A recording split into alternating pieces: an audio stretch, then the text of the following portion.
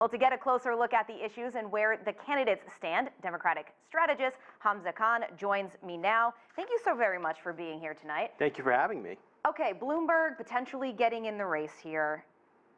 You're a Democratic strategist. What do you think that means? How are you interpreting this? Because the right is very much saying that this is indicative of the Democrats not having a strong candidate to beat Trump. First of all, I think we have more than enough strong candidates to beat Trump. I think that's been shown again and again in national poll after national poll, especially on Fox News. Now, the reason Bloomberg is probably getting at this point is because there's no clear front runner at this point in time in the race, and he feels that this might be a good chance for him to get his name out there. Maybe he's not looking to win this time around, but maybe he's looking ahead of the game for 4 or 5 years ahead. I think, frankly, that the more the merrier. And I think it speaks well of the party that we have so many different voices getting involved.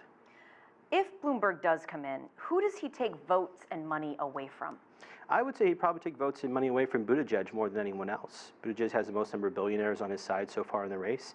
And on top of that, he is polling at, I think, about 19% in Iowa at the moment. So I think that that's a person that he'd be going after. And he has a national profile in terms of Bloomberg versus Buttigieg. So I think that that would be a really strong poll.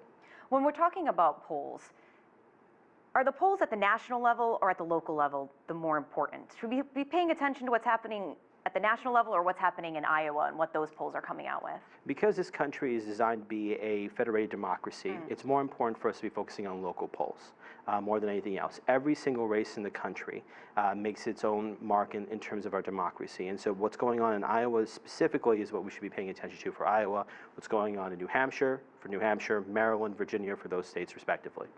What is most top of mind right now for the voters in those very early states?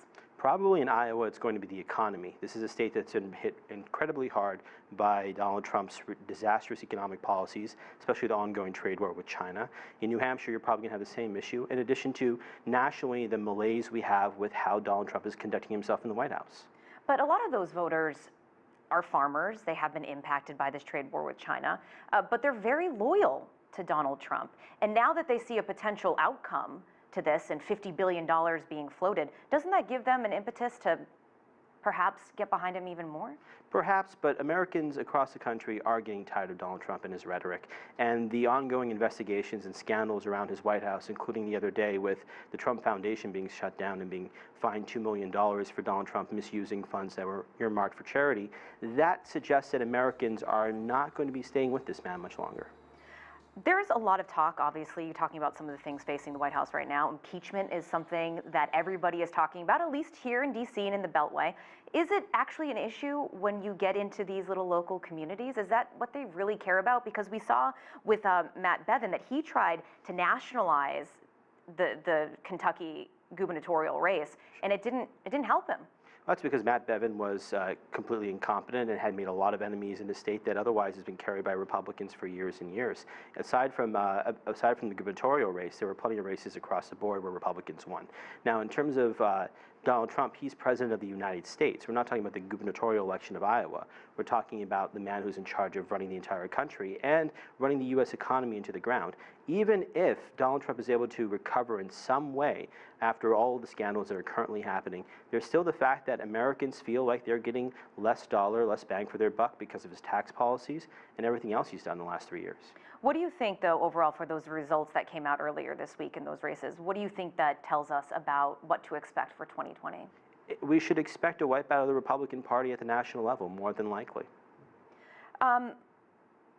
Obviously, 2016, when people reflected on it, they realized that there was a number of mistakes that were made when it came to polling.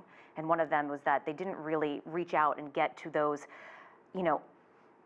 non-college educated people in rural communities that really came out in force for Donald Trump.